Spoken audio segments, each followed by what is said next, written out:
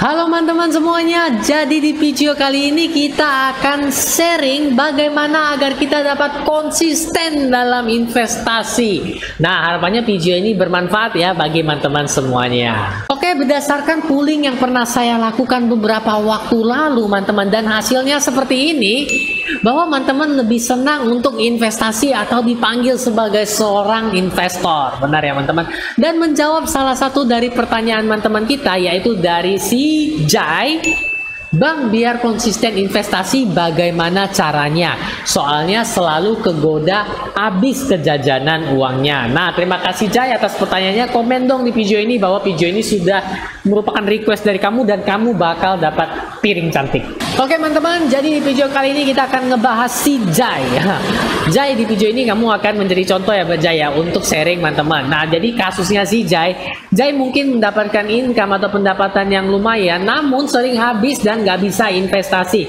Duitnya kemana Jai? Jajan apa aja sih lu Jai? Oke, kita lanjut ya teman-teman ya. Jadi kalau untuk si Jai, setidaknya saya menarik beberapa poin ya, dan mungkin penerawangan saya benar. Kalau benar Jai komen ya, benar Hyung, itu saya lakukan. Jadi saya nggak ada dana buat investasi. Oke, jadi kita langsung masuk saja poin yang pertama. Poin yang pertama adalah keranjang dan pay later. Apa hubungannya keranjang dan pay later dengan konsisten dalam investasi?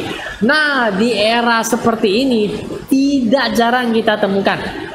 Kita buka aplikasi e-commerce, ada yang menarik perhatian tapi belum gajian sudah masukin ke keranjang, masukin ke wishlist. Jadi pada saat tanggal gajian itu keranjang atau wishlistnya udah banyak itemnya, ada 20-an, ada 30-an. Ini tinggal check out semua ya, tanggal cantik, tanggal 6 bulan 6 siap check out, dapat diskon besar-besaran. Oke. Lanjut lagi ke yang namanya pay later. Tidak jarang kan teman-teman menemukan orang yang sedang megang HP, kemudian KTP-nya di depan, ya foto seperti ini. Jangan-jangan dia sedang ngajuin pinjol, pinjaman online ataupun pay later. Beberapa aplikasi menawarkan pay later sangat gampang ya teman-teman ya. Nah, di sini saya mengelompokkan yang menjadi satu poin karena kita akan ngebahasnya bersama teman-teman. Oke, jadi keranjang dan pay later ini akan menurut saya meningkatkan sifat konsumtif kita ya teman-teman ya, apalagi ditambah dengan pay later, dana yang kita sebenarnya nggak ada tapi dipinjemin ya buat kita membeli shopping atau sesuatu ya teman-teman ya. Apabila kita melakukan hal demikian ya, seperti keranjang dan pay later ya, belum apa-apaan ketika income kita datang, kita sudah membeli barang ataupun income kita datang itu sudah terpotong akan pembelian-pembelian yang kita lakukan di waktu lalu. Benar nggak teman-teman? Jadi poin pertama, keranjang dan pay later ini harus menjadi perhatian khusus buat teman-teman yang mungkin income-nya ada tapi nggak punya dana buat investasi. Kita lanjutkan ke poin yang kedua, agar poin yang pertama ini dapat diminimalisir, yaitu adalah beli barang karena fungsi atau manfaatnya, bukan karena gengsi. Gak masalah barang itu mahal selama fungsinya benar. Jadi kalau teman-teman mau kepingin beli satu barang, coba mikirin deh 5 atau 7 kali kenapa mau beli barang itu, fungsinya apa teman-teman, seperti itu. Jika teman-teman kepikiran pertama mau beli, kemudian kedua kok rasanya ragu-ragu ya, kok kayaknya nggak mau beli ya, kenapa ya, kayaknya nggak kepake deh nih barang, seperti itu, maka batalkan saja pembeliannya kalau nggak urgent-urgent amat. Nah, balik lagi ya ke awal poin kedua itu tadi saya sebutkan, belilah barang karena fungsi atau manfaatnya, jangan karena gengsi. Nggak masalah kalau mahal, maksudnya adalah teman-teman beli barang yang memang sesuai manfaat dan fungsi, diperlukan, walaupun harganya agak lebih mahal nggak apa-apa. Contoh real dari saya, biasanya kalau saya beli sepatu teman-teman, sepatu kerja seperti itu, awalnya saya beli yang ya katakanlah lebih murah ya teman-teman ya, 150.000, 120.000, 100.000, tapi pakai 2-3 bulan udah kayak mulut buaya, tengah-tengah. Jadi saya beli lagi, setelah dihitung-hitung teman-teman, setahun bisa ganti 5 kali sepatu. 5 kali sepatu itu kalau dijumlah-jumlah sudah 600-700 ribu. Kepikiran lah buat beli satu yang lebih bagus, lebih mahal di harga 500-an. dan rupanya bisa tahan sampai 1 tahunan. Nah, di sini loh maksudnya, belilah barang karena fungsi atau manfaat, bukan karena gengsi.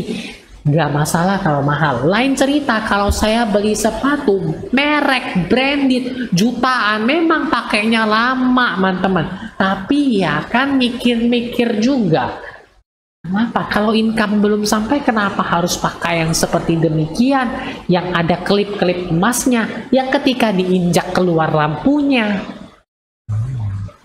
Oke, setelah poin pertama dan poin kedua, kita lanjut lagi ke poin yang ketiga. Dan saya rasa ini adalah poin yang sangat penting, yaitu adalah langsung investasi ketika teman-teman mendapatkan income. Di sini cash seperti saya, contoh saya. Jai, dengar Jai, nanti kamu dananya habis lagi, nggak bisa investasi. Oke Jai, masih dengar kan? Masih ya, kalau masih like dulu videonya, biar saya tahu si Ajay masih di sini. Jadi seperti cash saya, ketika saya terima gajian di tanggal 25, apa yang saya lakukan? Coba drop komen di bawah. Oke, benar, saya langsung melakukan investasi, membeli reksadana di aplikasi Bibit, seperti yang saya sharing di channel ini, teman-teman boleh cek. Jadi itu yang saya lakukan ya teman-teman ya.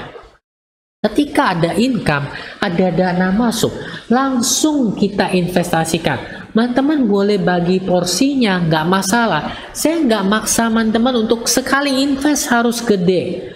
Investasi sekarang ditawarkan berbagai aplikasi dan sudah banyak yang hanya mulai dari 10.000 saja. Tapi jangan 10.000 doang juga. Sampai kapan investasinya jadi banyak gitu kan ya teman-teman.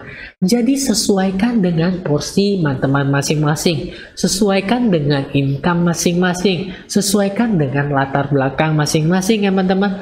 Nggak mungkin kita maksain jumlah investasi seorang single dan seorang single tapi sandwich generation, yang dimana dia harus menanggung biaya orang tuanya, mungkin biaya pendidikan adik-adiknya, dan biaya lainnya. Jadi bedakan di situ. Investasi seharusnya fleksibel dan jadikan menjadi suatu kebiasaan atau habit.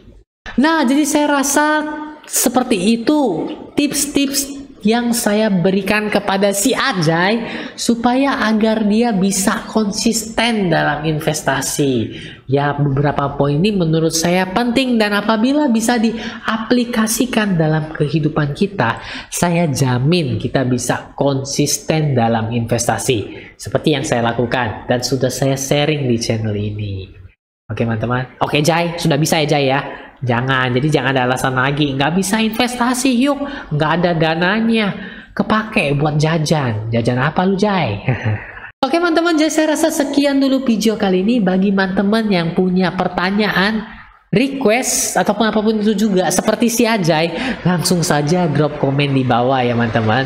Oke, jadi nantikan video-video saya berikutnya. Akhir kata, jajangnya. Bye-bye.